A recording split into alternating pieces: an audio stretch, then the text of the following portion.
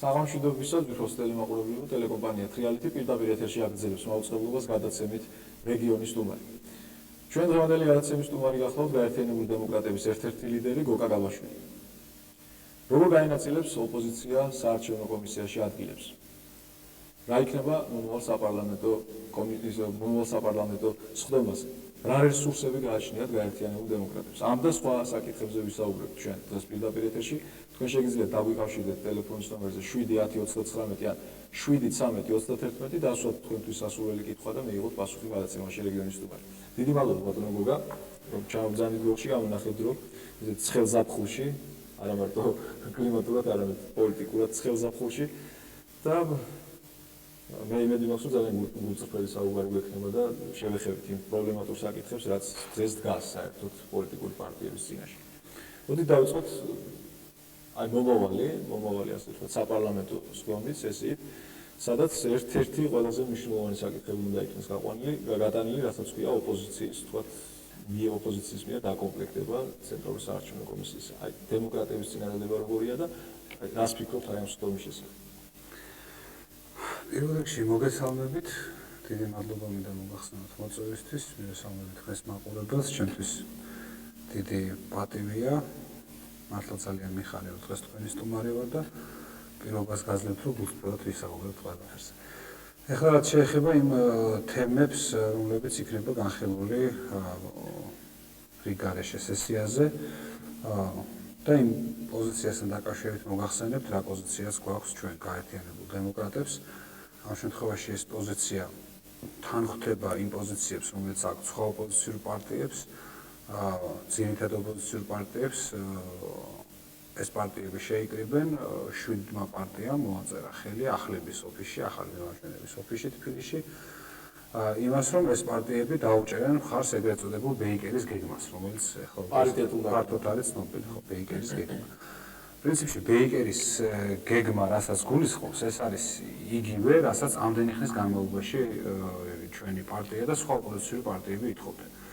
ეს არის პარიტეტული პრინციპი, როცა ყველა ძირითად პოლიტიკურ ძალას, ეგრეთ წოდებულ პოლიტიკურ აქტორს აქვს თანაბარი წარმომადგენლობა. ანუ ყველას ყავს წარმომადგენელი კომისიებში, იქნება ცენტრალური საარჩევნო კომისია, საოლქო კომისია, საუბნო კომისია, ყველას ყავს თავისი წარმომადგენელი, ჩნდება საშუალება არჩევნების ობიექტურად ჩატარებისა. ამ მოთხოვნით ჩვენ გამოდიოდით პარლამენტში, ამ მოთხოვნით ჩვენ ჩავატარეთ გამოსვლები, იყო თბილისში ძალიან დიდი გამოსვლა, ერთი იყო გამოსვლები, გორშიაც იყო გამოსვლა.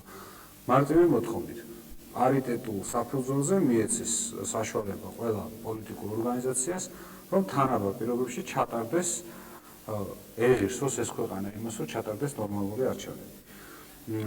ეხლა როცა ეს იყო ჩვენი მოთხოვნა, ოპოზიციის მოთხოვნა და საზოგადოების მოთხოვნა, ხელისუფლებას როგორც ჩანს ჰქონდა ასეთი პოზიცია, რომ შეიძლება ამ მოთხოვნას ყურადღება არ მიაქციო, შეიძლება საკუთარ საზოგადოებას არ მიაქციო ყურადღება, მაგრამ შემდგომში ეს გახდა უკვე არა მხოლოდ ჩვენი საზოგადოების, არამედ საერთაშორისო საზოგადოებრივების მოთხოვნაც.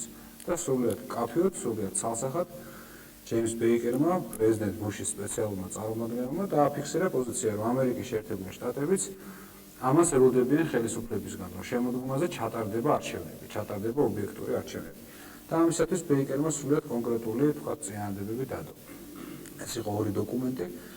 ერთი დოკუმენტი გულისხმობდა პრინციპებს, თვითონ საარჩევნო პრინციპებს, მათ შორის ძალიან მნიშვნელოვანი ერთ-ერთი შეგვიძლია გამოვყოთ არის ხმების პარალელური დათვლა, როცა არა მხოლოდ კომისიები ითვლიან ხმებს, არამედ ხმებს ითვლიან ასევე სპეციალური უფლებამოსილებით აღჭურვილი ჯგუფები უბნებზე, ანუ ხდება ხმების პარალელური დათვლა. მეორე დოკუმენტი იყო თვითონ კომისიის, ასე ვთქვათ, შედგენის პრინციპი. 5 სახელისუფლებო ძალა, 9 ოპოზიციური ძალა, 15 კაციანი კომისია მთლიანობაში, ეს სულ 14-ია და ერთი თავმჯდომარე ყველა დონეზე დანიშნოს EUTOM ორგანიზაციამ, ევროპაში უშუალოდ თანამშრომლის ორგანიზაციამ, რომელიც არის პასუხისმგებელი ობიექტური და კომპეტენტური პირების შერჩევაზე. ეს ჩვენი აზრით ძალიან მისაღები მოდელია და ჩვენ აუცილებლად ამ მოდელს დავუშვებთ. გარკვეულ წინააღმდეგობა იგივე აი ოპოზიციურ ასე ვთქვათ სპექტრში გარკვეულ წინააღმდეგობა წარმოშვა იგივე ღორძინებამ და მრეწველებმა, რომლებმაც უფრო მეტი ადგილები მოითხოვეს, როგორც თუ აღწევი აღორძინება 4 მოითხოვა უკვე და მრეწველობა 2. აი მათთან როგორ და როგორი ურთიერთობა იქნება და როგორ გადაწყდება ეს საკითხი? ნუ ეს მარტივი საკითხია, ამის მოთხოვნაც კი ცოტა უხერხულია, იმიტომ ჩვენ თუ საუბრობთ იმაზე, რომ პარტიას, პოლიტიკურ ორგანიზაციას კომისიაში ჭირდება წარმომადგენელი, რომ დაიცვა საკუთარი უფლებები და ყავდეს ასე ვთქვათ თავის თვალი კომისიაში. ამის საშუალება აქვს ყველას. აღორძინებაც იგულისხმება, მრეწველებიც, ჩვენს ნაციონალურ მოძრაობას, ახლები, ლეიბორისტები, ყველა ძირითადი ძალა.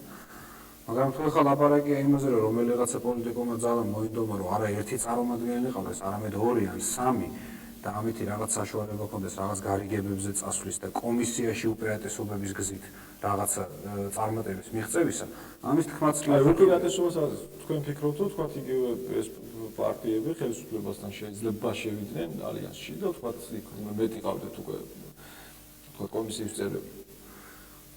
სხვა მიზნისთვის მეტი წარმომადგენელი კომისიაში თუ არა შედეგებით манипуляცია ან გარკვეული გარიგებები არანაირი ვთქვათ მნიშვნელობა და განსხვავება არ არის ერთი წარმომადგენელი ყავს თუ 2. შენ ყავს წარმომადგენელი, რომელიც პროცესის ობიექტურობას უწევს მეთვალყურეობას, რომელიც იცავს შენი პარტიის ინტერესებს და მთლიანად იცავს არჩევნების ობიექტურობას.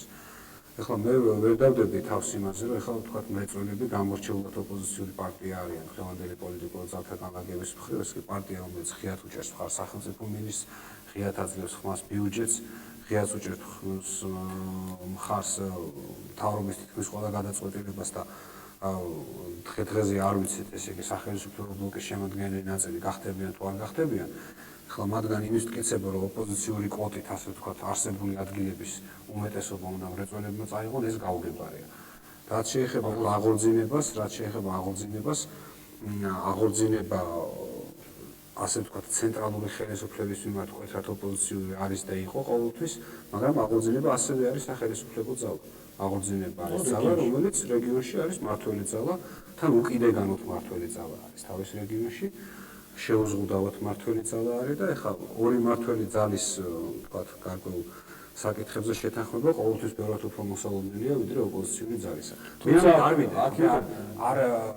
არ ვამბობ რომ ვთქვათ ან აღორძინება ან მრეწველები არ უნდა იყვნენ კომისიაში. ბუნებრივია ისინი უნდა იყვნენ კომისიაში, ეს არის ცოცხალი პოლიტიკური ორგანიზმები, მე ისინი მომწონს თუ არ მომწონს ეს სხვა საქმეა, მაგრამ ისინი უნდა დათანხმდნენ იგივე პირობებს მოღვაწეობისა და ვთქვათ საქმიანობის ამარჩევნებში, როგორზეც ყველა დანარჩენი ოპოზიციური ძალა.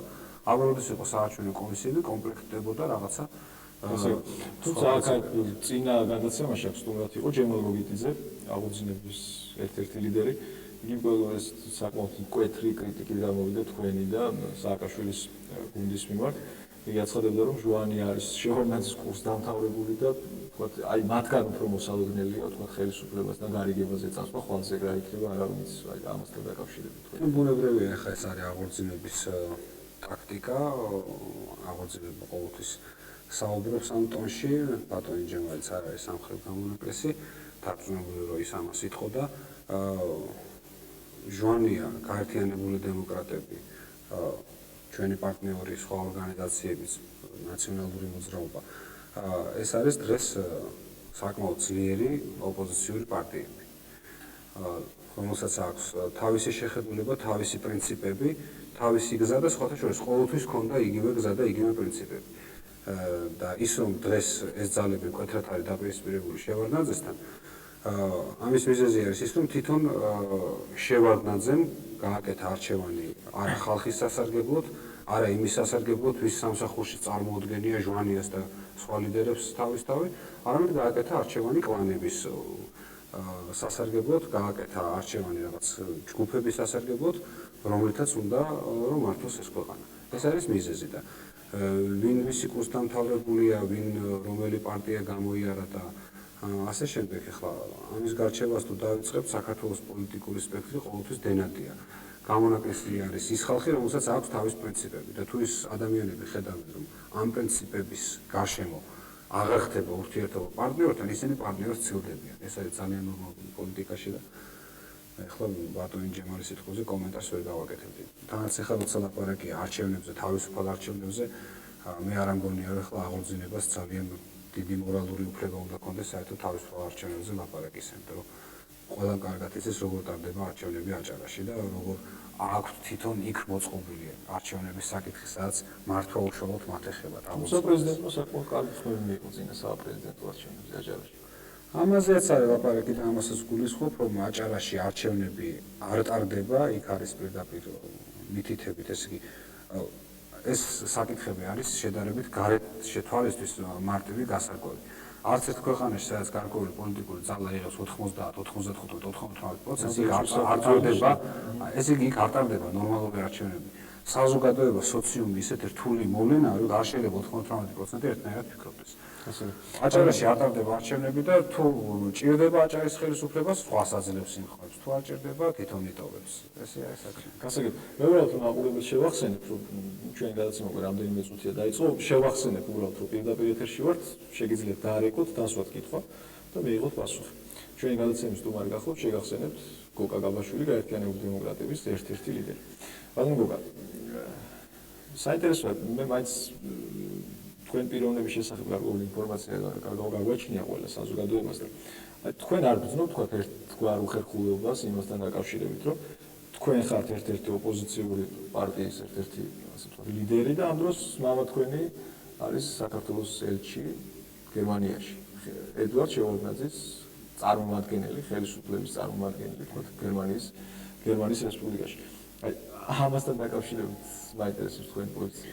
კი ბატონო, კი პასუხებთ მართლაც გულწრფელად, არანაირ უხერხულობას არ ვგზნობ, იმიტომ რომ ჯერ ესეთი მამაჩემის თანამდებობა სრულიად გარკვეული თქვია საქართველოს საგანგებო და სრულუფლებიანი ელჩი გერმანიასა და პოლონეთში. ის არის საქართველოს ელჩი. თუმცა შევარდნაძის ის იქ წარმოადგენს ხელისუფლებასაც, ხელისუფლების ყველა შტოს წარმოადგენს, იქ ის წარმოადგენს ოპოზიციას, საზოგადოებას, კულტურას და ასე ის წარმოადგენს ქვეყანას მთელი თავის სირთულეებით, მთელი თავის პლუსებითა და მინუსებით. და როგორც მე ვიცი შეფასება სხვადასხვა ძალებისა, როგორც ოპოზიციის, ასევე ხელისუფლების, ყველა თვლის რომ ის ამას კარგად აკეთებს, ის კარგად წარმოადგენს საქართველოს. ის კარგად მუშაობს გერმანიაში და საქართველოს კარგი დალაგებული ურთიერთობა აქვს, მათ შორის დიპლომატიური არხებით, დიპლომატიურ დონეზე გერმანიასთან.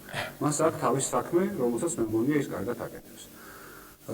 მე ვარ სრულწლოვანი ადამიანი, მე მაქვს ჩემი შეხედულებები, მე მაქვს ჩემი წარმოდგენები, მე მაქვს ჩემი აზრი იმასთან დაკავშირებით, რაც ამ ქვეყანაში ხდება და მე ვარჩი ეს გზა, რომ მე ვიყო ოპოზიციაში. მიუხედავად ამისა, ხა მე და მამაჩემ შორის არანაირი პრობლემები არ არის, გავწუნებთ ისეთი მეგობრული მამაშვილობა, როგორც ჩვენ გვაქვს. მე ვფიქრობ, რომ ცოტაა ასეთი და ვინც არის ყველას გაუმარჯოს, მე ვთქვი, რომ მამაშვილობა ასეთი უნდა იყოს.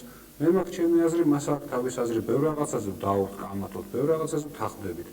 დემოკრატია სწორედ ამას გულისხმობს, რომ მიუხედავად იმისა, რომ შეიძლება საპირისპირო აზრები იყოს, ოჯახშიაც კი უნდა შეთანხმდე და შვილებიდან გადაწყვეტოს საკითხი. ხო არ ფიქრობ ბატონო გოგა, რომ თქვათ შეიძლება შვილის გამო მამა დაისაჯოს. თუნდაც იმის გამო, რომ თქვათ მე არ ვიცი, აქვს მას თქვათ თქვენი ასე თქვათ მიმართული თქვენი ოპოზიციური აზრის მიმართ ალბათ გარკვეული დადებითი მოსაზრება ექნება ალბათ.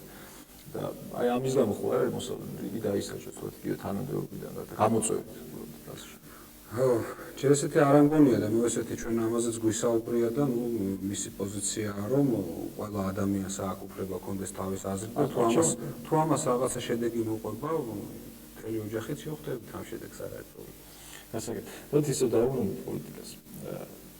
გაერთიანებული დემოკრატები მე ვახსენე გადაცემის დასაწყისში, რა რესურსით გამოხვალთ არჩევნებს. აი, რამდენად ძლიერია თქვენი ადგილობრივი, რეგიონული, რაიონული ორგანიზაციები და თქვათ აი ვინ არის ის ხალხი, თქვათ ის სახეები, ვინც თქვენთან მოხდებიან. ვის აკეთებს ასე ვთქვათ აქცენტს რომელ ელექტორატზე, რომელიც ასე ვთქვათ თქვენი მხარდამჭერი იქნება.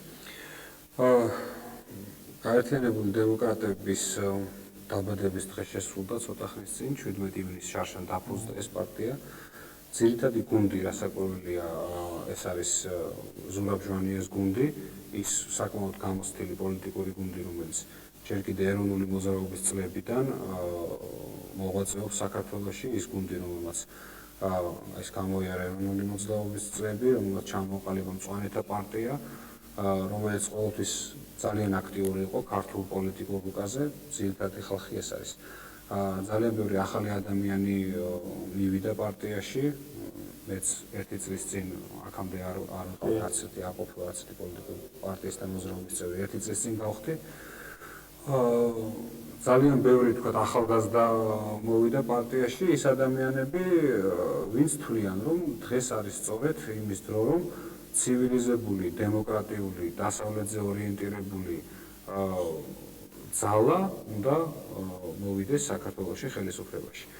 ასეთი ძალიან ბევრია ჩვენ საქართველოს 55-მდე რაიონში გვაქვს უკვე დაფუძნებული ორგანიზაცია, რომლებიც თავის მხრივ პირველადი ორგანიზაციების ქსელს აფუძნებენ. გვაქვს სამხარე ორგანიზაციები, აფხაზეთის სამხარე ორგანიზაცია, სამეგრელოს კახეთის სამხარე ორგანიზაციები და ჩვენ ძალიან აქტიურად ვართ. შიდა ქართლის სამხარე ორგანიზაცია და დაფუძნების სტადიაშია, ჩვენ გვაქვს საკმაოდ საინტერესო და კარგი ორგანიზაციები. ჩვენ გვაქვს ორგანიზაცია გორში, ბატონი გოგიჭედლიშვილი არის ამ ორგანიზაციის თავმჯდომარე. ის ცნობილია გორში, გორის პოლიტიკაში არ არის ასე ვთქვათ ახალი კაცი. ის მოვიდა ჩვენ პარტიასთან, გამოხატა სურვილი რომ ჩვენთან ერთად იბრძოლოს. ის იბრძვის და მე დარწმუნებული ვარ რომ ის მიაღწევს წარმატებას და გორში. თუმცა ხმა გავცელდა მე არ ვიცი თუ რა თქვენ აი ახალების შესახებ. გავცელდა ხმა იმის აი გახსოვთ ბოლო აფეთქება კიდევ ერთი აფეთქება მის ეზოში. აი მაშინ გავცელდა ხმა და სხვათა შორის ეს ოფიციალურმა პირმა განაცხადა, სხვათა შორის ეს იყო ჩვენი რაიონის პოლიციის უფროსი, თითქოს იგი წამოსულია დემოკრატებიდან და აი ახალი ეს ციტირებას ვახდენ. მე ძალიან ახალი აფეთქებებით იგი სხვა პარტიაში შესვლას ცდილობს. მე ძალიან წუხარ რომ პოლიციის მაღალჩინოსანი დაკავებულია პირდაპირ პოლიტიკური ჭორაობით, მის პირდაპირ მოვალეობის სფეროს სხვა რამეა, რომ როცა მოხდება აფეთქება, გაარკვიოს ვინ მოაწყო აფეთქება. ეს არის მისი უპირველესი მოვალეობა. ვინ რომელი პარტიიდან გამოვიდა და ვინ რომელ პარტიაში აპირებს შესვლას, ამას უკეთ გადაწყვეტენ პოლიტიკოსები. სინამდვილეში ეს მთელი ინციდენტები რაც ხდება გორში და რაზეა ჩვენ ძალიან შეშფოთებულები ვართ, 4 ინციდენტი რომელიც ღიად ყველასთვის ცნობილია და კიდევ გარკვეული ფაქტები, მუქარები, ზარები, რომელსაც ჩვენ ახლა არ ვახმაურებთ, არ შეიძლება რომ მუდმივად ყველა ფაქტი გავახმაუროთ, მაგრამ ნამდვილად არის გარკვეული დაძაბულობა, ნამდვილად არის გარკვეული მხრიდან ზეწოლა ამ ადამიანს.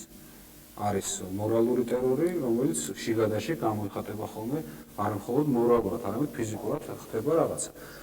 იმის მაგივად რომ სამართალდამცავი ორგანოება გაარკვიონ რა ხდება, ეს საქმე არის გაბნეული 4 სხვადასხვა უწყებაში არის ეს 4 სხვადასხვა ფაქტი დღეს გაბნეული.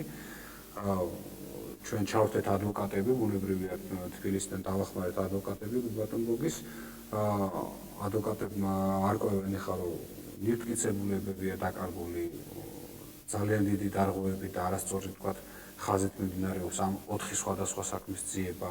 ძალიან საეჭვო სხვადასხვა მომენტებია, მიუხედავად იმისა, რომ გამოძიებამ დააკმაყოფილა შუამდგომლობა, რომ ჭედიშვილს დაუყენონ დაცვა, რადგან ახლა 4 ჯერზე ხდება ესეთი ფაქტი პოლიტიკური ორგანიზაციის წევრზე. გამოძიება მიუხედავად იმისა, რომ დააკმაყოფილა შუამდგომლობა, ჯერჯერობით თავის უბნის ინსპექტორსაც არ შეუძლია მასთან და არ უკითხავს როგორ ახარ და რა შვები. ანუ რაღაცა პრობლემა არსებობს. ეხლა პოლიციის ფუნქცია ან ჩვენ დაგვარწმუნოს, რომ ჩვენ არა ვართ მართლები და ეს ფაქტები არ ხდება, საერთოდ ბუნებაში არ არსებობს, ან მისი ფუნქცია ეს ფაქტები გამოიძიოს. მისი ფუნქცია არ არის არკვიოს გოგიჭედლიშვილის პოლიტიკური ორიენტაცია. ამას ყველა ხედავს, რომ ხდება, მაგრამ აი პოლიციის პოზიცია რომ თვითონ აკეთებს ამას. პოლიციას არ შეიძლება ქონდეს პოზიცია. პოლიციამ უნდა გამოიძიოს ფაქტები, კვალიფიკაცია წინასწარ. უნდა წინასწარ კვალიფიკაცია, ახლა როცა რაღაც ფაქტი მოხდა, ახლა ამას ნებისმიერი ბავშვი მიხვდება, მოხდა ფაქტი. ნახევარი საათის მერე პოლიციის მაღალჩინოსანი მიდის იმ ბინაში, სადაც მოხდა ფაქტი და წინასწარ აცხადებს, რომ ეს ფაქტი არის დადგმული. ან კაცი დაკითხე, ან ნივთკიცებულებები ნახე, ან მოწმეს გაესაუბრე, ან რაღაცაკენი. ასეთი რაღაცა არ ხდება არსად და ეხლა ჩვენ თუ გვინდა რომ ნორმალურ საზოგადოებაში ვიცხოვროთ, შესაბამისად სამართალდამცავი ორგანიზაციების ნორმალურად უნდა მუშაობდნენ. მათი იდეოლოგიური არგუმენტები არ გვაინტერესებს ჩვენ ამ შემთხვევაში. ჩვენ გვაინტერესებს ფაქტები. რა მოხდა, სად არის აფეთქებული ეს ხელყუმბარა, ხო არ დაუნახია ვინმეს ვინც ეს ხელყუმბარა შემოგა. ხო და როცა ეს ხელყუმბარის ნაფლეთები ხრება, ნივთკიცებული საქმიდან როცა ხრება და როცა უკვე ლაპარაკია იმაზე, აი ექსპერტთან გაქრა თუ პოლიციელთან, რომელმაც ექსპერტს ჩააბარა. აქ უკვე ჩვენ უფრო სერიოზული ეჭვების საფუძველი გვიჩნდება. რა ხდება აქ საერთოდ და რაზე არის ლაპარაკი. იმიტომ რომ ჩვენ ვიცით რომ გოგი მჭედლიშვილი არის ადამიანი, რომელსაც აქვს პოლიტიკური ბრძოლის გამოცდილება, ის მას ოპოზიციიდან ბრძოლის გამოცდილებას აქვს და ჩვენ ვიცით რომ ის წარმოადგენს რაღაც გარკვეულ ძალას გორში და ჩვენ ვიცით რომ მას შეუძლია წარმატების მიღწევა. როცა ახლა მის გარშემო ასეთი მოვლენები ხდება, ჩვენ ძალიან შეშფოთებულები ვართ და რამდენჯერაც თბილისში შეგვატყობინეს და გავიგეთ რომ გორში ჩვენი ორგანიზაციას ასეთი პრობლემები აქვს, იმდენჯერვე ეს საკითხები გავხადეთ საჯაროდ და ესე იქნება, ესე გაგრძელდება არა მხოლოდ გორში, ნებისმიერ ორგანიზაციაში, სადაც ჩვენ შეგვებრძოლებიან, აი ახლა ამას წინათ იმერეთში იყო შემთხვევა, როცა ჩვენ დაგვიკავშირდა და ჩვენი ორგანიზაცია და გვითხა რომ პოლიციის მხრიდან საკმაოდ პირდაპირ და უხეშად მიუთითებენ მათ, რომ დახურონ ოფისი, ჩამოხსნან დროშები და გაქრენ საერთოდ იქიდან გაერთიანებული დემოკრატები. კიდე სხვა რეგიონებიდანაც მოდის ასეთი სიგნალები. საქართველოში არის რეგიონები, სადაც უბრალოდ ლაპარაკი ზედმეტია იმაზე, რომ ოპოზიციური ძალა ხილვადად, ასე ვთქვათ, ღიად გამოჩნდეს. იგივე ვთქვათ, ქვემო ქართლში ძალიან დიდი პრობლემები შეუქმნიან. ეხლა კახეთში როცა ვთქვათ, აი იგივე როცა გორში ფაქტი მოხდა 2 დღის შემდეგ გამოდის ქალბატონი მედია მეზურშვილი და იძახის, რომ აი ხო კმარა დავაწერეთო. აქ საერთოდ უკაცრავად და ყოფას უდირებთო. ეხლა როცა ესეთი დამოკიდებული ხო, არ მიგასაგებია. როცა ესეთი ფაქტები ხდება, ჩვენ იზოლებულები ვართ კონდეს რეაქცია. ბატონო, ამ თემებზე ჩვენ კიდევ ვისაუბრებთ, უბრალოდ მაყურებელი გველოდება საკმაოდ ხანია. უკვე მოდი მოვუსმინოთ მაყურებელს. სამშვიდობისა გისმენთ თქვენ პირდაპირ ეთერში ხართ. გამარჯობათ. მოგესალმებით. წამყვანს განსაკუთრებულად მოგესალმებით, ვისწავ. თქვენს მოგესალმებით. უბრალოდ ერთი რამე მინდა მეთქვა, მე არც პოზიციაში ვარ და არც ოპოზიციაში. როცა თქვენ პოლიციაზე ლაპარაკობთ, როცა თქვენ ლაპარაკობთ იმ თემებზე, თქვენ საერთოდ საქმეს უშავდანდებით მეტნაკლებად. მე მგონი თქვენ ასაკში არის მაქსიმალურად საუბარი საერთოდ. რა თემებზე რა საუბარი? აი პოლიციაზე, ოპოზიციაზე და იმაზე, რომ არავინ არაფერს არ აკეთებს, თქვენ ახართ ყველაფერი, თქვენ გვეძეროდის რა, თქვენ ბატონო არაფერს შევშევდანდებით. აი ხა თქვენ დაგნიშნავენ პოლიციის უფროსებად, მინისტრის უფროსად, ოპერატიული სამსახურების უფროსად, ადმინისტრაციული სამსახურების უფროსად, არ მოგცემენ კანონს, არ მოგცემენ არანაირ ბერკეტს, არ მოგცემენ ციხეებს, არანაირი ოპერატიული სამსახურების მართვას და თქვენ დაამყარეთ წესრიგი. ჯერ თქვენ არც პრაქტიკა გაქვთ, არც გაქვთ ასაკი, არც საერთოდ არაფერი არ გაქვთ. თქვენ ხელების პარჭვითაც გამობრძანდებით ბატონის ზურაბის სახელის შვანი ასე რახან ავტორიტეტი რაღაცას წარმოადგენდა და აი ესე თქვენ არაფრის გამკეთებელი აბსოლუტურად გასაგებია თქვენ ჯერიმე რა. დიდი მადლობა, გასაგებია თქვენი პოზიცია, ნუ ასეთი აზრი გააჩნია მაყურებელს, რას ვიზავთ. უბრალოდ მე მაინტერესებს უპასუხებ მაინც. ეხლა მოდი ნუ ვილაპარაკებთ ოპოზიციაზე და ნუ ვილაპარაკებთ პოზიციაზე და პოლიციაზე და ასე შემდეგ. რატომაც ნუ ვილაპარაკებთ? სწორედ რა არგუმენტებით ჩამოთვალა ეხლა, იმიტომ არის ძალიან ბევრი ადამიანი დღეს ოპოზიციაში. როცა არის ქვეყანა, სადაც პოლიციას არ აქვს კანონი, პოლიციას არ აქვს ხელფასი, პოლიციას არ აქვს ნორმალური მუშაობის საშუალება, პოლიციელს არავინ არ იცავს, მისი უფლებები არ არის დაცული და პოლიციელი ისევე როგორც ახლა პოლიციელებთან პრეტენზია არ აქვს ჩვენ. ჩვენ გვაქვს პრეტენზია მთლიანად იმ სისტემასთან, რომლის პირობებში ეს პოლიციელი ძალიან სულ დღეშია. ამას ყველა გეტყვით თქვენ, ნებისმიერი ადამიანი გეტყვით, რომ იმ რიგითი პოლიციელის და იმ ოპერატიული თანამშრომლის დამსახურება კი არ არის, რომ ესეთი კრიმინალია. და რა ვქნათ ახლა არ ვილაპარაკოთ ამაზე, ნუ ხა ჩემი ხელების ეთყობა ჟესტიკულაციის სტილი არ მოეწონა აქ სტუდიაში დამეკავ ადამიანს და ცოტა გაღიზიანებული იყო, რომ რა ვქნა ყველას ჩვენი სტილი გვაქვს საუბრის. არ ვილაპარაკოთ ამაზე, არ ვილაპარაკოთ იმაზე, რომ უამრავი კრიმინალი ხდება და ეს კრიმინალი არ იხსნება. არ ვილაპარაკოთ იმაზე, რომ უამრავი მკვლელობა ხდება და ეს მკვლელობა არ იხსნება. ეხლა თქვენ დაგნიშნავენ ყველგან და მე ვნახოთ რას გააკეთებთ. კი ბატონო, ქვეყანა იმისთვის არსებობს და იმისთვის არსებობს პოლიტიკური ძალები, იმისთვის არსებობს ოპოზიცია, რომ არ გაამართლებს ხელისუფლება. ის უნდა წავიდეს. შემდეგი არ გაამართლებს, ის უნდა წავიდეს. ამისთვის ტარდება არჩევნები და ამისთვის არის ნებისმიერ ქვეყანაში ეს სისტემა აწყობილი. და ამაზე ვსაუბრობთ ჩვენ ახლა. თუ ვთქვათ ლაპარაკია იმაზე, რომ რაღაცა პირადი გაღაზიანება გამოიწვია, ძალიან დიდი ბოდიშია ჩემი სტილით საუბრისა, აბსოლუტურად არ მინდა რომ შევაწყობო მიმეყენებინა ვინმესთვის, მით უმეტეს თუ ვთქვათ სტუდიაში დამრეკავი რიგითი პოლიციელი ან არა რიგითი. ასე, კიდევ ერთი მაყურებელის კითხვა მოვისმენთ. სამშვიდობისა გისმენთ პირდაპირ ეთერში ხართ. მოგესალმებით ბატონო გოგა, მოგესალმებით ბატონო გოგა. პირველ რიგში მინდა დავადასტურო ჩვენი სტუმრისადმი დიდი პატივისცემა. იმასაც ვიტყოდი, რომ უმრავლეს ასეთმა პიროვნებებმა საქართველოს ბევრი ყავდეს. საქართველოს ბატონო გოგა გაგიცნოთ სატელევიზიო არხი თქვენი გადაცემებით. უბრალოდ მამაღლა თუ შეიძლება. საქართველოს მოსახლეობამ გაგიცნოთ სატელევიზიო გადაცემის ავტორ გადაცემა რო ქონდათ აზრები და რაგი აზრები დიდოსად ბრძანდებით, რამდენიმე აზრი გვაინტერესებს თქვენი ბატონო გოგა. პირველი არის თუ არა საქართველოს იმ საშუალების წინაშე, რომ მომავალი საპრეზიდენტო არჩევნების შედეგად მოვლინოს გურჯისტანბაში ასლინაბაშიძის სახით. ესეთი შეკითხვა. მეორე, რატომ არ ერთიანდება ოპოზიცია? არის თუ არა გადადგმული ნაბიჯები, რომ თქვენი გაერთიანება შეუერთდეს ქალბატონ ნინო ბურჯანაძის ფრთას. კიდევ ერთით, ხო, საერთოდ თუ გაერთიანდებით, ეცადეთ, რომ ისეთი პიროვნებები, როგორც არის, ისეთი გახსნილი, გაიძვერა, როგორც ბაღათურია, ვფიქრობ, რომ ასეთ პიროვნებებს ამ გაერთიანებაში ადგილი არ უნდა ქონდეს. გასაგებია თქვენი პოზიცია. დიდი მადლობა, საინტერესო კითხვაა საკმაოდ საინტერესო კითხვა. მე მეორე კითხვიდან დავიწყოთ, მე მიმაჩნია, რომ უფრო საინტერესო სწორედ მეორე კითხვა. რატო არ ხდება ოპოზიციის გაერთიანება?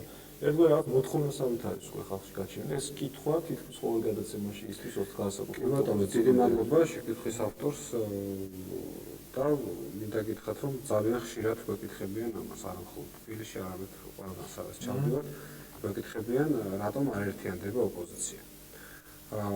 ჩვენ თავიდანვე განვაცხადეთ გაერთიანებულმა დემოკრატებმა და ეხლაც ამ პოზიციაზე ვართ, რომ ყველაფერი უნდა გადავდოთ გვერდზე იმისათვის, რომ შევძლოთ დიდი ძლიერი ოპოზიციური გაერთიანების ჩამოყალიბება.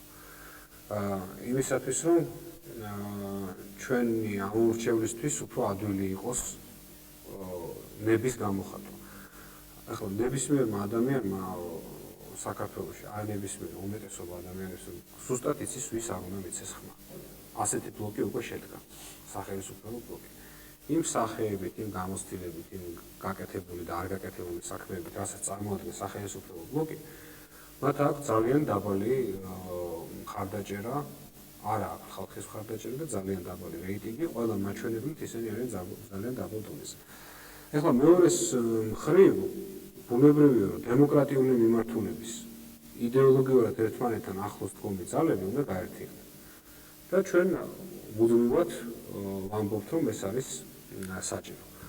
ბუნებრივია, ასეთი ტიპის გაერთიანება, სადაც ლაპარაკია იდეების გაერთიანებაზე, აქ უფრო მეტი პრობლემა, ვიდრე სახელმწიფო ბლოკის გაერთიანება იყო. იქ იდეებს მის გარშემო არ ერთიანდებიან. იქ არის კონკრეტული ადამიანი, კონკრეტული სკამი, რომლის გარშემოთაც ერთიანდებიან იმისათვის, რომ დაიკავონ დანარჩენი სკამები. იქ არანაირი შეთანხმება პრინციპებს, არანაირი შეთანხმება ტაქტიკას, სტრატეგიას, თვითონ პოლიტიკურ საკითხებს არ ჭირდება. არც სამომავლო გეგმებს ჭირდება შეთანხმება. სამომავლო გეგმებზე ერთი კაცი იფიქრებს, დანარჩენი გაყოლდიან უკან ვაგონებზე. ეხლა რაც შეეხება ოპოზიციურ ბლოკს, ბუნებრივია, აქ მიუხედავად ის, რომ მსგავსი იდეოლოგიის და ერთმანეთთან დაახლოებული პოლიტიკური ძალები მაინც არსებობს განსხვავებები. ამ განსხვავებებზე საუბარს, ტაქტიკაზე საუბარს, სტრატეგიაზე საუბარს, როგორ წავიდეთ, როგორ გავაკეთოთ, მომავლის გეგმებზე საუბარს, გარკვეული გასაკვირველი პრობლემები აქვს და ამის აღიარება აბსოლუტურად ღიად შეიძლება. რომ გარკვეული პრობლემები არის.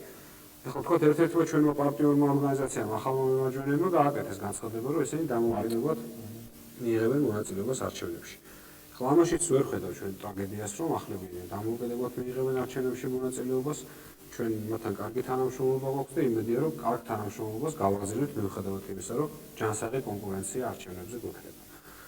რაც შეეხება ნაციონალურ მოძრაობას, ჩვენ ძალიან აქტიურად ვაწარმოებთ კონსულტაციებს ნაციონალურ მოძრაობასთან და მე მაქვს იმედი, რომ ჩვენ მაინც მოვახერხებთ, რომ გამონახოთ საერთო ემო. ხო არ ფიქრობ, როგორ დაგვიანებულია ამ ეს პროცესი, გაერთიანების პროცესი? არა, ეს პროცესი დაგვიანებული არ არის, იმიტომ რომ თქვათ ჩვენ არ მოგვიწევს არც ერთ ძალას, რომელიც ამ პროცესში მივიღოთ მონაწილეობას, რომ დღეს გავაცნობთ თავი ამ ურჩევლს.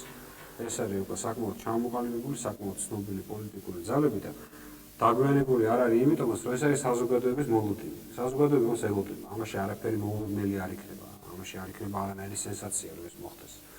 და ასევე დიდი სიმპათიით უყურებთ ქალბატონ ნინოს და მიგვაჩნია რომ ქალბატონი ნინო დიდი გაერთიანების ასე ვთქვათ მომხრე იქნება და თუ დიდი გაერთიანებაში მოიაზრებს თავის თავს ამას მხოლოდ სიმპათიით უყურებთ.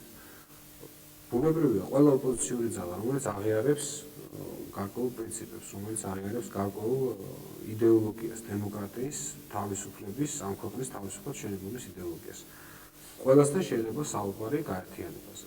როგორც მინიმუმ ჩვენ უკვე მივახციეთ იმას ამ ოპოზიციონერ პარტიებმა, რომ ის პოლიტიკა საქართველოში როცა ამ ძირითად ოპოზიციურ პარტიებს ერთმანეთს აჭმევინებდნენ, ეს დამთავრდა. აი კონსულტაციები მიმდინარეობს ქალბატონ ნინოსთან. კონსულტაციები მიმდინარეობს ოპოზიციაში მთლიანად ყველას აქვს თქვათ საუბარი ერთმანეთთან არის ასთა გასვლა გამოსვლა ჩამოყალიბება გეგმებს ოპოზიციაში. თვითონ ქალბატონ ნინოს არ მიუღია როგორც ქალბატონ ნინოსთანაც არის კონსულტაციები და ახლა ისეთი გადაწყვეტილია ასე თქვათ ისეთი რის გამოცხადება შეიძლება ჯერ ასეთი არ არის. მიმდინარეობს ძალიან აქტიური კონსულტაციები ჩვენი ნაციონალურ მოძრაობასთან და ბუნებრივია ქალბატონ ნინოსთვის კარგია გასაგები, რაც შეეხება კითხვას იყო, რა შანსები აქვს სახელმწიფოს მომავალ საპრეზიდენტო არჩევნებში? ნუ გარკვეული შანსები თავისთავად აქვს მასე.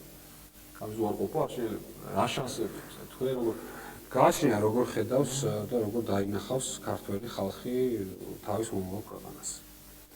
თუ ეს არის ქვეყანა, რომელიც უნდა უსიტყვოდ ემორჩილებოდეს ერთ ავტორიტარ მმართველს, უსიტყვოდ ემორჩილებოდეს და ყავდეს მთავრობა, რომლის ძირითადი ხელისუფლების ფლობელები არიან ამ ერთი მმართველის ნათესავები და ერთი თქვათ რკინისებური ხელით იმართავს ქვეყანას.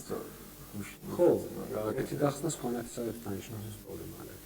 თუ თქვათ ლაპარაკია ასეთი სტილის მმართველობაზე, მაშინ ასლანებაშიც ექნება შანსები, თქვათ თუ ქვეყანას მოენატრება ასეთი ტიპის მმართველობა, მაშინ მას ექნება შანსები. მაგრამ მე არ მგონია, მე დარწმუნებული ვარ, რომ ამ ქვეყნის მომავალი არის დემოკრატიული ქვეყნის მომავალი. დემოკრატია არ ნიშნავს უწესრიგობას, დემოკრატია არ ნიშნავს მიშვებულობას. დემოკრატია არ ნიშნავს იმას, რომ ყაჩაღები დათარეშობდნენ ქვეყანაში და ძარცველები და მათ არავინ არ ეხებოდეს. დემოკრატია არის საკმაოდ ჩამოყალიბებული მკაცრი წესრიგი, ოღონდ კანონის უზენაესობა. არა ერთი ადამიანის უზენაესობა, არამედ კანონის უზენაესობა. აი ამ არჩევანს გააკეთებს ქართული ხალხი და ის არ შეცდები. მე მინდა ისე დაუბრუნდეთ პატრონ გოგა. აი მეჭვებს, რომელზეც თქვენ საუბრობდით, რატო უჩნდება თქვა პოლიციას ეჭვი, აი ამასთან დაკავშირებით და რატო აკეთებს იგი წინასწარ კვალიფიკაციას, რატო აწევს. თქვენ ეს რატო უნდა გაჩვენოთ პოლიციას იგივე ეჭვი? და ხო არ ფიქრობთ, რომ აი ამას ხელი შეუწყო იმ დასკვნამას, თქვა რაც მაია ნიკოლაევიჩმა ექსპერტმა გამოაქვეყნა და ეჭვში დააყენა ის ფაქტი, რომ შეიძლება ის კმარას წარწერა, თქვა არ ყოფილიყო ძალიან ისეთი გახსოვთ კვირის თვალსაჩინო ქართულ პრესაში იყო ამის შესახებ. ხო, ქალბატონ მაიას ჩვენ სულიად კონკრეტული შეკითხვა დავუსვით, კონკრეტული შეკითხვები და კონკრეტული პასუხები გაგვცა. ქალბატონ მაიამ ბრძანა, რომ შესაძლებელია თუ არა ადამიანმა ეს გაიკეთოს საკუთარ სხეულზე. მან თქვა, რომ ეს შესაძლებელია. ესე იგი, ეს თქვა წარწერა რომ ყოფილიყო ზურგის უკანა მხარეს, სადაც ხელი არ წვდება, იქ იტყოდა, რომ შეუძლებელია. და აქ თქვა, რომ შესაძლებელია ხა. ბუნებრივია, მან შეიძლება რაღაც ეჭვები გამოთქვას, მაგრამ ქალბატონი მაია არ არის გამოძიება. ის არ არის გამოძიებელი. ეს არ არის მისი კომპეტენცია.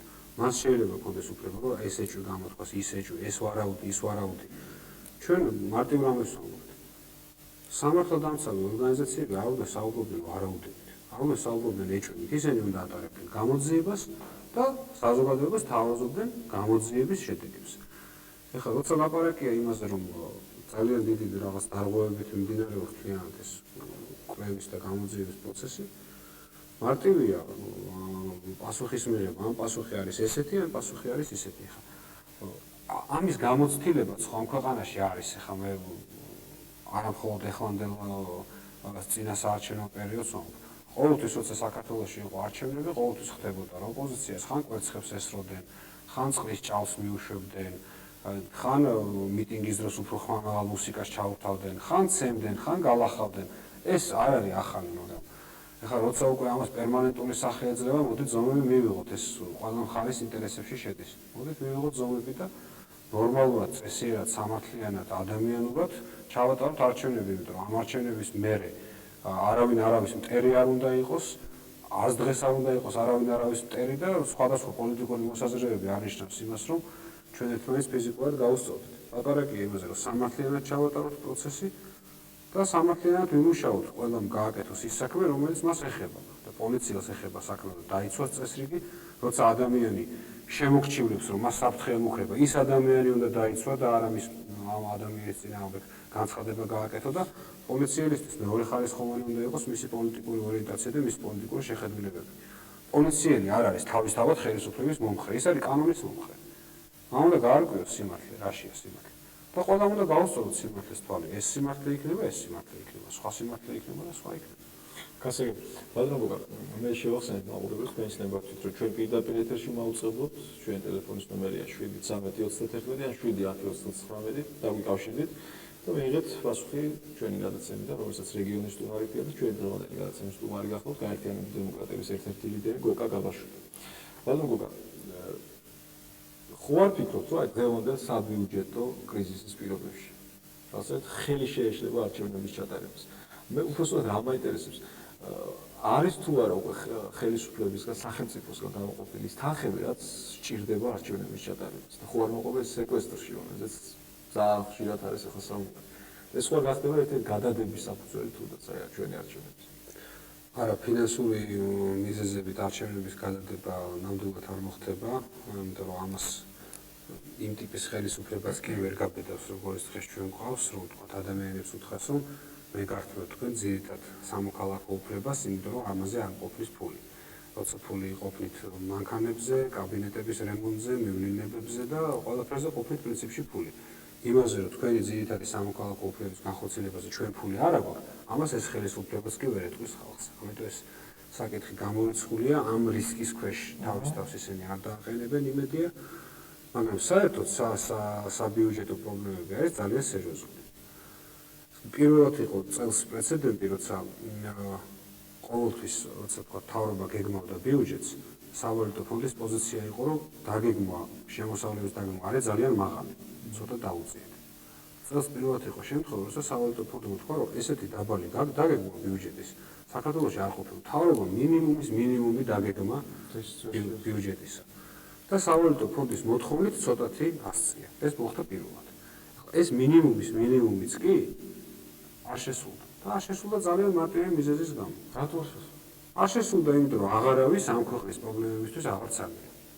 იქნება ეს სახელმწიფო მინისტრი, იქნება ეს სამართალდამცავი ორგანიზაციები, იქნება ეს გუბერნატორები, იქნება ეს თქვა რკინიგზა თუ ვიც იქნება, აღარავის აღარც ძალია კონკრეტულად მეურნეობისთვის. იმიტომ ხო არ შესულდა ბატონო გოგა, რომ არჩევნები მოდის მაინც და რომელიღაცა პოლიტიკური პარტიის ყურებაში ექცევა თქვათ ეს თანხები.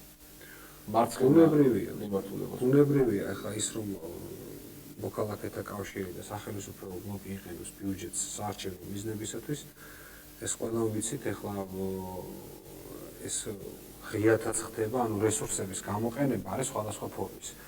როცა მაგალითად უზურპირებული გაქვს სახელმწიფო ტელევიზია, რომელიც არის პრინციპში საზოგადოების ტელევიზია და არა მთავრობის, იმიტომ ის ფინანსდება გადასახადებისგან. როცა ეს უზურპირებული აქვს ერთ-ერთ ბლოკს, პოლიტიკურ ბლოკს, ეს არის უკვე საბიუჯეტო რესურსების გამოყენება.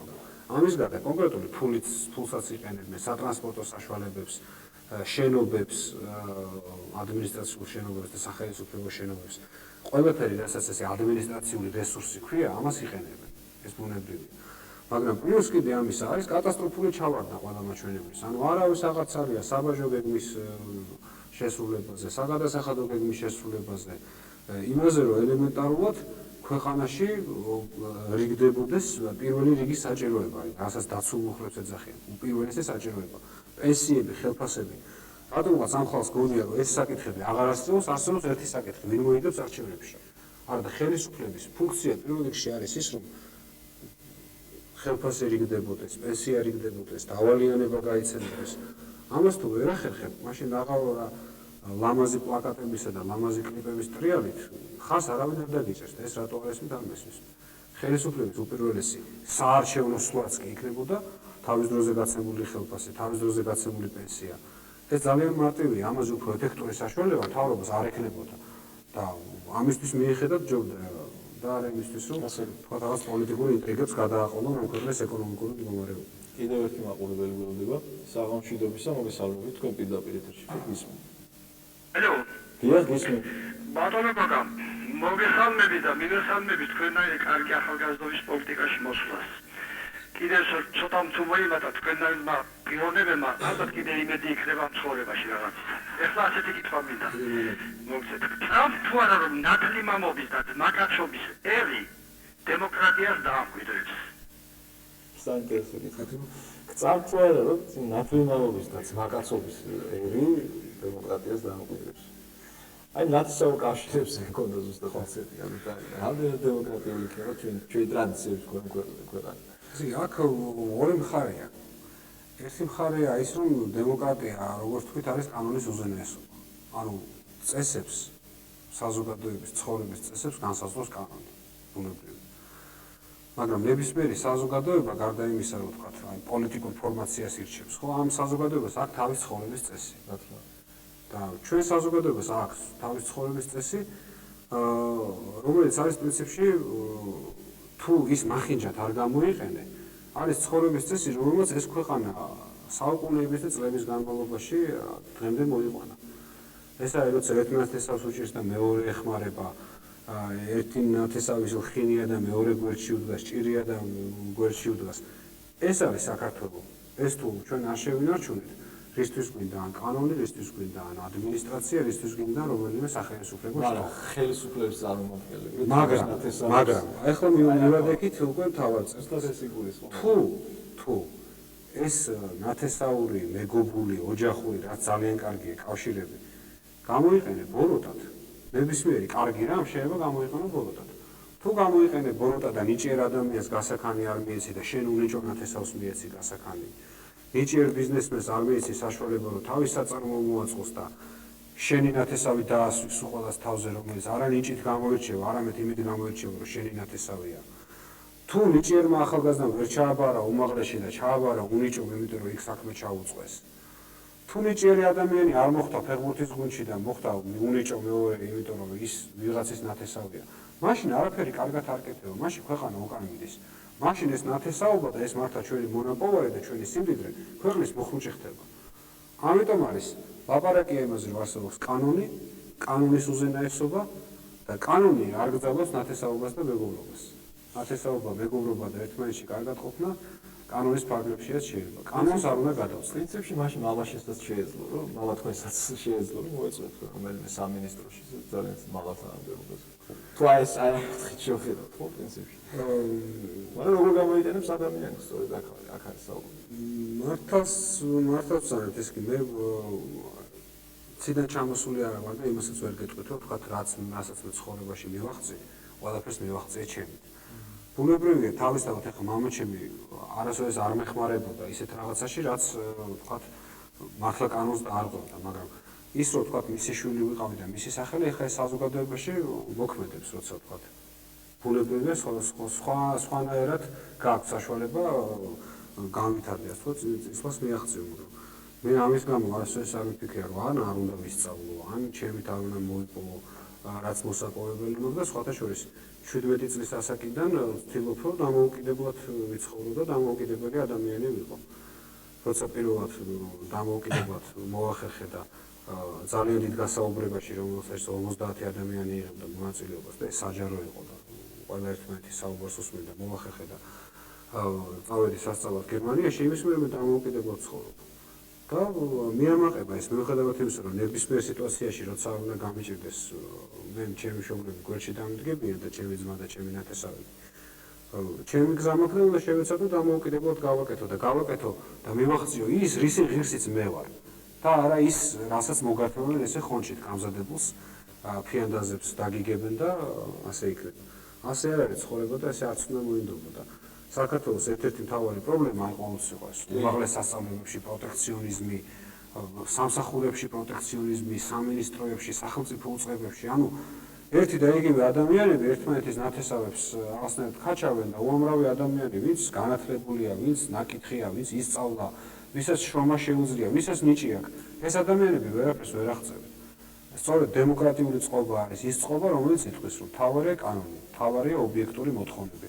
ვინც გადალახავს ობიექტურ მოთხოვნას, ის იქნება წინ წასული, ვინც არა და მონახოს სხვა საქმიანობის სფერო. ბანო გოკა ერთი საინტერესო ის გაჩნდა ბოლო ხანს უსმენთ ყველა ტელევიზორს და უყურებთ. გაჩნდა ახალი პარტია, ახალი დემოკრატების სახელმწიფო. ხოდა ვერ მივხვდი ხო კი იმ წუთშივე თქვეს რომ ეს იქნება ალბათ გათვლილი იმისთვის რომ გაერთიანებულ დემოკრატებს ავსახეთ ხოლმე წაართოს და ამან იმოქმედოს თქვა ზოგიერთი ადამიანს შეიძლება დაბნეულობაზე შეიძლება რაღაცა სახელის თითქოს მსგავსებაზე მაგრამ ხო არ ნიშნავს ეს იგივე ახალი მემარჯვენეებზე გათვლას ის თქვა აქ ორი პარტიის სახელები არის შერწყმული თითქოს ამ იდეის ავტორმა დაიჭირა ეთყობა რამდენი ვინ არის ეს ხალხი ძალიან საინტერესო ნუ ეს ჩვენ კონკრეტულად ვიცით ვინც არიან და რაც არის სახელმწიფო ბლოკიდან მომდინარეობს სატელიტი როგორც ეძახი კი სახელმწიფო ბლოკის იდეა არის რომ ეს პარტია შექმნილიყო დაიჭირეს ეს რომ რამდენიმე თქვა ტელეწამყვანს ან თქვა სხვა პარტიების წარმომადგენლებს შეეშალათ და გაერთიანებული დემოკრატების მანდატს ზოგჯერ ახალ დემოკრატებს ამბობდნენ ჩვენ პარტიას ეს ძალიან ესე კარგად დაიჭირეს და ეს კი ერთი-ორ ადამიანს შეეშალა და ხუმრობდით კიდევაც რომ მეხუმრებოდით იმ ადამიანს რომ ეს შენობა შეგშულდა ეხლა ეს პარტია არ იქნება ეს ძალიან ცნობილი მეთოდია ეხლა თქვა უკრაინაში არჩევნებზე იყო 5 იულია ტიმოშენკო მაშინ როცა იყო იულია ტიმოშენკო ოპოზიციის ერთ-ერთი ლიდერი და კანდიდატი 4 იულია ტიმოშენკო მოძებნეს რომ დაიბნია დამორჩეველი ასპინძის რაიონში წინა არჩევნებზე მამის სახელებით არჩევდნენ წინა არჩევნებზე ასპინძის რაიონში იყო 3 ედვარდ სურმანიძე და ასე შემდეგ ეს მიღებული მეთოდია პარტიების სახელებზე დაბნევაც მიღებული მეთოდია სხვა ჩვენს ახლა ერთი ახალგაზრდული ორგანიზაციაში იქნა რომელსაც ზუსტად ჩვენი ემბლემისნაირი ემბლემა ხე ამის არსებობს სლოგანი ლოზუნგების მოპარვა არსებობს ну ბევრი სხვადასხვა მეთოდი რომ ამორჩეველი დააბნიო და ამას ყოველთვის აკეთებს ძალა, რომელიც უსუსურია, ძალა, რომელიც სხვა მეთოდით ვერ გებძვის. ძალა, რომელსაც უნდა რომ უბრალოდ დაბნეულობა შეიტანოს შენ მომხრეებში, მაგრამ ვინ ჩვენ ხარს გვიჭერს, იმან კარგად იცის გაერთიანებული დემოკრატები, ვინ ჩვენ ხარს გვიჭერს, იმან კარგად იცის ზურაბ ჟვანია და დამერწმუნდით კარგად დავამახსოვრებინებთ ჩვენს ნომერს საარჩევნო ბიულეტენში. ხო, ეს არის ხო ყოველთვის ნომერი. დამერწმუნდით რომ იგივე მაშინ დავუბრუნდეთ. პირველი სიტყვა ახალი თქვა. აი უფრო მედაბნეულობას ხო არ გამოიწვევს იგივე ახალი მემარჯვენეების. შეიძლება ეს ორმაგი შეიძლება არ გამოვიცხავ ამას რომ ვიღაცის ასე ვთქვათ ეს მოკლედ ვიში ჩამოყალიბდა ეს იდეა რომ ორმაგათას ახლებსაც დაუბნიოთ და დემოკრატიასაც ვინმეს ვაფიქრებულოთ ხო არ გაერთიანდება კიდევ ერთი კითხვა ესეთი ძალიან ესეთი ცნობილი და თქოს საზოგადოებაში სენსაციურადაც იყო ახმული როდესაც გიორგი გაჩიჩილაძე უცნობი თქვენთან წამოვიდა და გაკოვრეს კონსულტაციები გაიმართა და მან ეს ნაბიჯი გადადგა იმისთვის რომ ოპოზიცია გაერთიანდეს თითქოს ეს მესიჯი გაუსვა მაგრამ აი ბოლოს იგივე ახლების პრეზენტაციაზე გიორგი ისევ თავის ძმასთან და თავის გუნდთან აღმოჩნდა რა მოხდა ხალხში როგორ ის გაჩნდა იცით გოკა გეტყვით რომ ეს ბიჭი თითქოს წავიდა ჯერ დემოკრატებთან და ეხლა ისევ უკან დაბრუნდა თავის ძმასთან და რეალურად რასთან მქონდა ხა რეალურად ის თქვათ ჩვენ პარტიაში არ მოსულა ეხლა ეს არ იყო მისი მიზანი რომ თქვათ ამოსულიყო თავის ძმისგან სხვა პარტიაში ხა ეს მას არ გაუკეთებია მათ კარგი მშვენიერი ძმობა აქვს უბრალოდ ეს იყო მისი სამოქალაქო აქტი რომ ყველას ერთად თავის ძმასაც იმ პარტიასაც ახლებსაც ჩვენც სხვა პარტიასაც მოგვიწოდა რომ არაფერი გადაულახავი გაერთიანებაში არ არის და ამის ნიშნად ეს იყო სულთად სიმბოლური ჟესტი მისი მხრიდან რაც ჩვენ ძალიან დავაფასეთ და რაც იყო ძალიან ესეთი სამოქალაქო ნამდვილი ესეთი ვაჟკაცური ნაბიჯი მისი მხრიდან ეხლა ბუნებრივია მე თვითონ პოლიტიკურმა ორგანიზაციამ ახალმა მემარჯვენეობა გადაწყვიტეს რომ ცალკე გადიან არჩევნებზე ეხლა ეს გადაწყვეტილება პოლიტიკოსებმა მიიღეს და რა თქვა სამოქალაქო მოძრაობის წარმომადგენლებმა როგორც არის უცნობი და ნუ ბუნებრივია ეხლა ის აღარ შეეწინააღმდეგა გადაწყვეტილებას და თავმოყრილად ჩათვალა დამდგარი იყო იქ სადაც გადაწყვეტეს პოლიტიკოსებმა ეს სულისკვეთება, გაერთიანების სულისკვეთება ძალიან დასაფასებელი იყო და მე მაგალითად როცა გავიგე რომ ეს მოხდა, მაშინვე მე ვთვლი რომ სწორედ გავიგე, ეს არ იყო უბრალოდ პარტიული ნაბიჯი, ბუნებრივია ეს არ იყო პარტიული ნაბიჯი აქ პარტიებს ნამდვილად სიმბოლური მნიშვნელობა ჰქონდა, ეს იყო უბრალოდ ნაბიჯი იმისა, რომ აი ხალხო გაერთიანდით. ასე და ესეთ საკითხი, რომელიც ძალიან აქტიურად განიხილება ამ ბოლო დროს, თითქოს უკვე ხდება ისე, რომ ეკლესიას უკვე ერევა ამ არჩევნებში იგივე ლეიბორისტებმა დააყენეს წინადადება, რომ წმინდა სინოდმა შეარჩიოს კანდიდატურა და უთო დანიშნოს ეს კანდიდატურას ცენტრალური საარჩევნო კომისიის თავმჯდომარის პოსტზე. და მე გუშინ წინ მოვისმინე იგივე ეკლესიის წარმომადგენლის პოზიციაც, რომელიც ამბობს, რომ ეკლესია ყოველთვის იყო ერის სამსახურში და მე ვერ გავიგე ეს იყო დადებითი პასუხი იმაზე, რაც ლეიბორისტებმა მოითხოვეს. და თქვენი პოზიცია დემოკრატებისა როგორი იქნება იგივე აი სინოდის მიერ დანიშნვა და შერჩევასთან დაკავშირებით.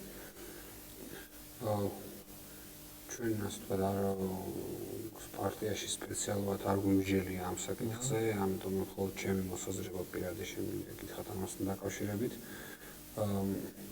არჩევნები მაინც არის პროცესი, მიუხედავად იმისა, ეს არჩევნები მშვიდობიანად ჩატარდება, ვთქვათ, ნორმალურ ვითარებაში ჩატარდება თუ დაძაბულ ვითარებაში ჩატარდება. არჩევნები მაინც არის პოლიტიკური ბრძოლის პროცესი. და თვითონ საარჩევნო კომისიებიც არის პოლიტიკური ბრძოლის, ვთქვათ, ასპარეზი, ასე იყო ყოველთვის. ეხლა EUTHUS როლი იმისთვის არის მნიშვნელოვანი, იმიტომ არის მნიშვნელოვანი, რომ EUTHUS შეუძლია ობიექტური მიუკერძოებელი ადამიანების, ვთქვათ, გამოვლენა გარკვეული კრიტერიუმებით და დანიშვნა. რაც შეეხება ეკლესიის ფუნქციად, მე პირადად ვერ ხედავ იმას, რომ ვთქვათ, საარჩევნო კომისიებში იმუშაონ წარმომადგენლებმა. შეიძლება ახლა კონკრეტ სურვილი ზოგიერთს, რომ ვთქვათ, რაღაც გამონაკლისის შემთხვევაში რაღაც ესეთი იყოს.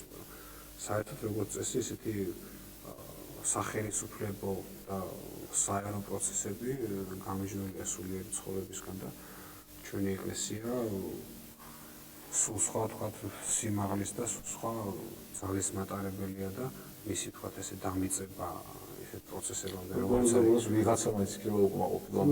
როგორც არის ახლა პროცენტებისა და ბიულეტენების თვლა ამ საქმემდე, ვთქვათ,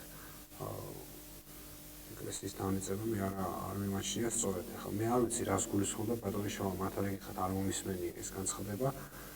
ის გულისხმობდა რომ უშუალოდ ეკლესიის წარმომადგენლები იყვნენ თუ მათ გამოძებნონ, ვთქვათ, აი EUTHUS-თან მე ესე მოვისმინე, რომ EUTHUS წარუდგინოს, ვთქვათ, სინოდმა კანდიდატურა და EUTHUS დანიშნოს.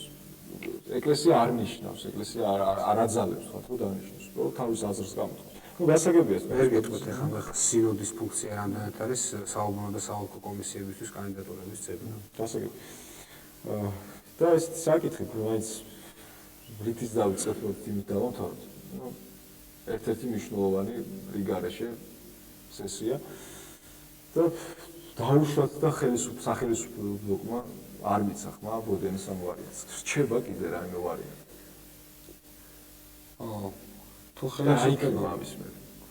თუ ხელისუფლებამ ასე ვთქვათ, ასეთი სერიოზული საერთაშორისო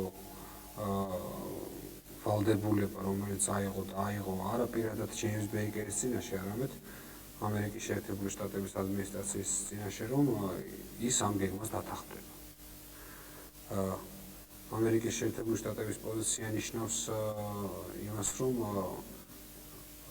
ძალიან სერიოზულად უყურებს ამ არჩევნებს დასავლეთი, ძალიან სერიოზულად უყურებს როგორც ევროპა, ასევე ამერიკის შეერთებული შტატები, ძალიან სერიოზულად უყურებს რუსეთი. ეს არჩევნები არის საერთაშორისო თვალის ქვეშ ტარდება. თუ ხელისუფლება იტყვის, რომ ის არ აპირებს ამ არჩევნების ობიექტურად ჩატარებას, ეს ძალიან მძიმე იქნება, როგორც ხელისუფლებისთვის, ასევე ქვეყნისთვის. ეს იქნება ძალიან მძიმე პირადად შევარდნაძისთვის. ქუჩაში გამოვალოთ ოპოზიცია. ну ბუნებრივია ამას ბევრი რამ მოყვება, ახლა როცა ადამიანებს არ აძლევს საშუალებას ჩაატარონ წესიერი არჩევნები და არჩევნების გზით, დემოკრატიული გზით შეცვალონ თავის ცხოვრების წესი, ყოველთვის მაშინ ხელისუფლება ხსნის ექსცესების გზას, ხელისუფლება პირდაპირ ეუბნება საზოგადოებას, რომ აი მე არჩევნებით უძლეველი ვარ, წადით ექსცესებზე. ჩვენ ბუნებრივია ყველაფერს გავაკეთებთ იმისათვის, რომ ეს არ მოხდეს, ყველაფერს გავაკეთებთ იმისათვის, რომ მშვიდობიანად, ნორმალურად, ცივილიზებულად, ისე როგორც საქართველოს შეშვენის, ისე როგორც ქართველებს შეშვენის, ნორმალურად და ღიმილით გამოცვალოთ ხელისუფლება ამ ქვეყანაში. ძალიან დიდი მადლობა ბოკა, მე მინდა წარმატებები სულოთ. დიდი მადლობა მაყურებელს, რომელსაც გვისმენთ და ჩვენ მე შევახსენებ ეთერში იყო გადაცემა რეგიონის სტუმარი, გადაცემის სტუმარი გახლდათ გოკა გაბაშვილი, გაერთიანებული დემოკრატების ერთ-ერთი ლიდერი. ჩვენ მომავალ სამშაბათს კვლავ შევხვდებით ერთმანეთს. დიდი მადლობა კიდევ ერთხელ ყურადღებისთვის. კარგად ბრძანებთ. კარგად.